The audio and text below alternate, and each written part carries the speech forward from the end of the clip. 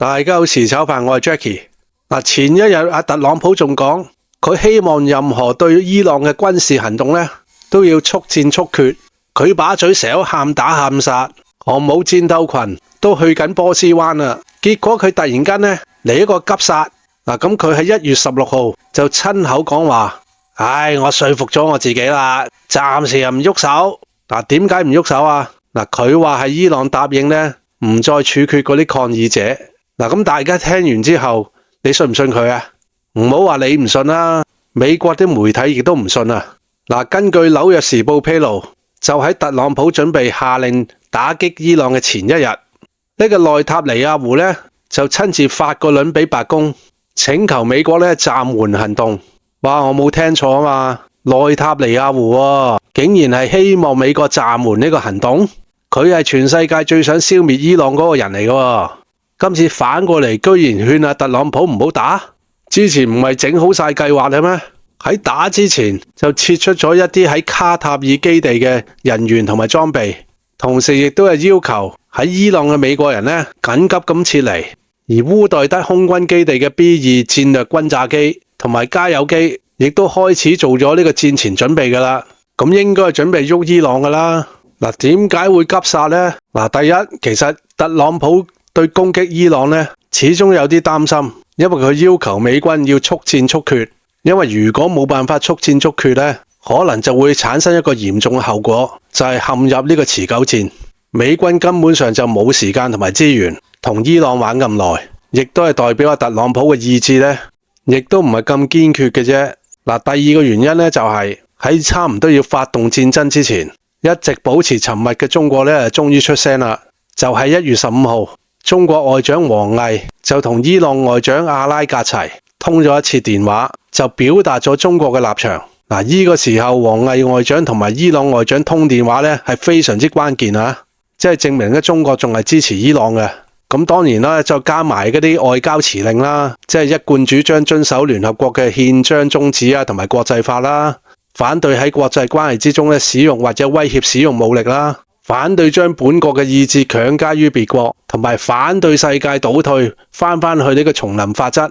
幾個反對啊，咁即係亦都係代表中國喺美國準備攻擊伊朗呢件事呢個態度係非常之強硬。本來就有啲15、16嘅特朗普，聽到阿王毅外長講完反對之後呢，恐怕更加難下決心去攻擊伊朗啦。咁第三個原因呢，就係頭先我所講啊，內塔尼亞胡呢，叫阿特朗普暫時停手。直接啲講句啊，就係以色列怕伊朗呢報復，因為以色列覺得去消滅伊朗呢唔可能係速戰速決嘅，而伊朗嘅政權亦都唔會咁快咁樣落台，而且佢哋亦都係對佢哋自己嘅導彈防禦系統呢唔係咁有信心。如果美國再一次空襲伊朗，咁基本上伊朗只會向以色列呢報復嘅啫。因為伊朗好清楚知道佢哋對美國反制唔到啫，但係向以色列落手，佢哋一啲問題都冇，而且仲會好樂意咁做。我哋回過頭睇翻半年前嗰場伊朗同埋以色列打咗12日嘅戰爭，就喺上年6月13號，以色列就同美國聯手對伊朗發動大規模嘅空襲，目標包括核設施啦、軍事基地啦，同埋一啲關鍵嘅基礎設施。而土耳其呢條堰仔仲同幾個歐洲國家喺背後為佢哋提供咗雷達嘅支援。按照常理嚟講呢，呢種規模嘅突擊應該係打到伊朗趴街噶嘛，但係點知呢，伊朗嘅彈道導彈好似落雨咁樣發射到去以色列嗰邊。喺12日裏邊，總共係發射咗超過500個中遠程嘅彈道導彈。以色列國防軍就自己話佢哋攔截咗伊朗嘅彈道導彈大概係86%，咁即係話都有70幾個彈道導彈係直接穿透咗佢哋嘅防禦網。咁當然啦，佢哋咁高嘅攔截率，只不過係佢哋噏嘅啫，大家聽完咪得啖笑咯。實際嘅攔截率咧，肯定係低過呢個數字好多嘅。根據美國智庫猶太國家安全事務研究所嘅分析咧，喺上次戰爭打到一半嗰陣時咧，伊朗嘅彈道導彈可以直接穿透以色列嘅防禦網咧，就只有8%，但係打到後半段咧就飆升到去16%，而最後一日咧就達到25%。嗱，咁呢個數字咧代表咗以色列嘅攔截彈咧係開始頂唔住啦。嗱，咁美國嗰邊嘅情況咧同樣係不妙嘅。嗱，CNN 喺上年7月底嘅調查報發現，美國為咗幫以色列擋住嗰啲彈道導彈，喺12日嘅戰爭裏邊就消耗咗薩德攔截彈庫存嘅大概25%。嗱，咁即係咧至少有100個，可能係用咗高達150個都唔出奇。嗱，薩德唔係子彈啊，一個嘅造價咧係1270萬美元。美國軍工企業洛克馬丁咧一年咧只不過生產10幾個嘅啫。按照佢哋而家目前嘅生產能力，要補滿翻薩德攔截彈嘅庫存咧，至少係需要3到8年嘅時間。咁伊朗嗰邊係點啊？佢哋啱啱相反，佢哋喺戰後咧搏命係咁製造嗰啲導彈。嗱，伊朗外長阿拉格奇咧就咁講：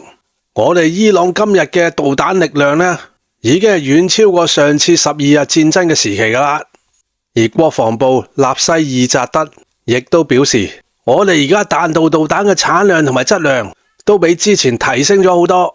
而家伊朗導彈嘅工廠咧係24小時不停咁開工嘅，希望下次嘅衝突咧一口氣可以發射2000個，徹底咁打冧你以色列嘅防空系統。咁即係話以色列上次唔夠飽啊，今次餵到你夠飽為止啦。咁其實咧就係一條好簡單嘅數學題。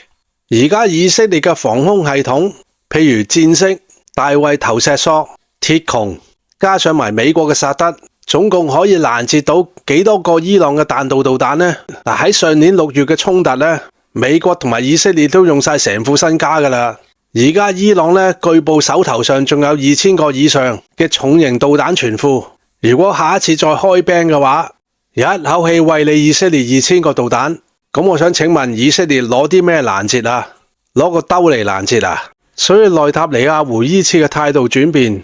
我一啲都唔覺得驚奇。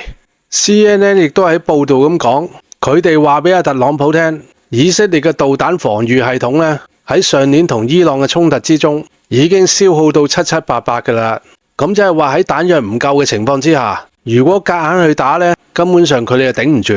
嗱，唔單止以色列淆底啊！連沙特同埋卡塔爾呢啲海灣國家咧，亦都喺背後搏命咁勸和。因為如果美國一旦喐手嘅話咧，伊朗報復嘅對象可能唔止係以色列噶啦，仲有美軍嗰啲伊拉克、敘利亞嗰啲基地都係靶嚟嘅。而最新嘅情報亦都顯示，伊朗已經喺度準備針對美軍中東基地嘅攻擊預案噶啦。咁所以以色列一定係透過摩薩德同埋伊朗嘅內奸，知道而家伊朗有幾多架撐嘅，而佢哋嘅防空導彈根本上就已經打到七七八八，再俾伊朗攻擊嘅話呢，一定死硬。而特朗普亦都唔可能為咗以色列能夠喺中東稱王，而令到自己重陷呢個戰爭嘅泥潭之中，因為特朗普已經係講到明噶啦，佢而家嘅美國國家安全戰略呢，係要維護美國本土同埋西半球嘅安全，將戰略係要收縮翻去美洲嗰邊。亦即係話要放棄同埋弱化對中東同埋歐洲局勢嘅干預。如果長期陷入同伊朗嘅戰爭之中，咁美國就冇辦法進行戰略嘅轉移噶啦，亦都係會徹底打亂咗特朗普嘅美國優先戰略。更加重要嘅就係中東嘅阿拉伯人可以容忍美國動武，但係就冇辦法容忍以色列喺中東嗰度稱王，因為以色列係整個伊斯蘭世界嘅敵人。咁所以攻擊伊朗咧，有可能引發中東嘅局勢好唔穩定，甚至係巨變。呢個亦都係美國而家唔希望睇到嘅局面。仲有一個情況係會令特朗普擔心嘅，就係如果重創咗伊朗，亦都有可能打破咗中東嘅力量平衡。就好似當年摧毀咗伊拉克之後，就令到伊朗咧突然間冒起。咁同一道理，如果削弱咗伊朗，咁沙特同埋土耳其咧，可能就會喺中東嗰度坐大，咁到時咧就好難控制阿拉伯世界噶啦。嗱，仲有就係伊朗同埋中國合作嘅關係咧比較緊密，如果重創咗伊朗，確實係會導致中國帶嚟一定嘅戰略同埋經濟上嘅損失。但係另外一方面咧，亦都可以迫使沙特等海灣國家同中國合作進一步加強。咁到時有可能導致咗沙特咧會疏遠美國，而且更加係敵視以色列。咁到時中國唔單止唔會損失，反而係大賺一筆添。嗱，喺3個月之前，沙特就同巴基斯坦簽署咗戰略共同防禦協議。咁大家都知道啦，巴基斯坦嘅後邊咧就係中國啊嘛。嗱，而喺日前，沙特仲宣布購買巴基斯坦生產嘅梟龍戰機。嗱，呢個梟龍戰機咧，完全就係中國技術嘅產品。嗱，雖然佢哋買一款唔係咁先進，或者係可以講話，連殲10都比唔上嘅戰機。嗱，咁點解仲要買呢？咁當然背後自然就係一個政治嘅謀劃啦。嗱，沙特呢個動作呢，其實有啲曲線救國嘅味道嘅。特朗普政府應該會知道裏邊嘅意思係咩，即係話如果美國去攻打伊朗，沙特就會掹住巴基斯坦去保護佢哋，或者可以咁講啦，共同防禦啦。因為如果巴基斯坦受到以色列或者美國攻擊，佢哋亦都要幫巴基斯坦去打仗噶嘛。咁呢啲全部後邊都係中國嘅技術同埋支援。咁到時美國一定會進退兩難，打冧咗個伊朗，但原來後邊有沙特同埋巴基斯坦喺度，甚至係土耳其咧攝埋位入嚟，因為土耳其都係穆斯林嚟噶嘛，亦都係一個機會主義者。嗱，近嚟仲傳聞土耳其呢個北約國家正在同巴基斯坦同埋沙特去傾加入呢個戰略共同防禦嘅協議問題。話如果呢3個國家整合埋一齊，喺中東一定會坐大，到時對以色列嘅威脅將會更加大嘅。而過去2年喺中東，亦都令美國消耗大量嘅彈藥，美國軍工嘅產能根本上係補唔切上嚟。咁多嘅因素加起上嚟，就算係特朗普想打，唔通攞2梳招去打咩？咁所以最後都係暫時唔喐手，就揾個藉口，就話因為伊朗政府答應呢，就唔再處決嗰啲抗議者，咁所以美國就唔喐手啦。咁當然呢啲係廢話啦，揾個藉口嘛，比較容易落台，係咪？其實就係啞口食黃連，有苦就說不出。嗱，儘管沙特嘅戰略轉向唔能夠代表所有嘅阿拉伯國家，但係佢嘅影響力咧就非常之巨大嘅。咁所以中國對中東嘅影響力唔會因為伊朗而減弱嘅，只會係繼續增強嘅啫。嗱，另外而家目前格陵蘭島嗰度咧就正在持續發酵，而委內瑞拉後續嘅危機咧仲未解除嘅。咁烏克蘭戰爭嘅危機咧，亦都有可能因為推動和平進程失敗而變得更加複雜多變。亦即係話，特朗普目前要處理嘅麻煩嘢咧太多，佢肯定而家唔想係節外生枝，咁所以而家亦都唔想製造一個伊朗危機嚟牽制同埋消耗美國。嗱，中國之所以一直保持沉默，就因為一方面伊朗內部有大規模嘅內亂，另外一方面恐怕亦都預測到特朗普係唔敢向伊朗發動突然嘅襲擊，所以喺一艘美國航母嘅攻擊群前往中東嗰陣時咧，王毅外長就同伊朗外長通話，並且即刻表明反對嘅立場。咁可能中國呢個警告，亦都可以令到特朗普聽得明嘅。咁從一個戰略大角度嚟講咧，美國去唔去攻擊伊朗，其實對中國咧都冇咩大影響嘅。損失咗一個伊朗，但係可以得到巴基斯坦、沙特同埋土耳其聯盟呢個更加強大嘅組合，就有可能對美國形成重大嘅消耗同埋牽制，而呢個先係特朗普唔敢喐伊朗嘅最大原因。好，今集講到呢度，希望大家留言、分享、點讚同埋訂閱，你哋嘅留言咧我會睇同埋回覆嘅，多謝收聽，拜拜。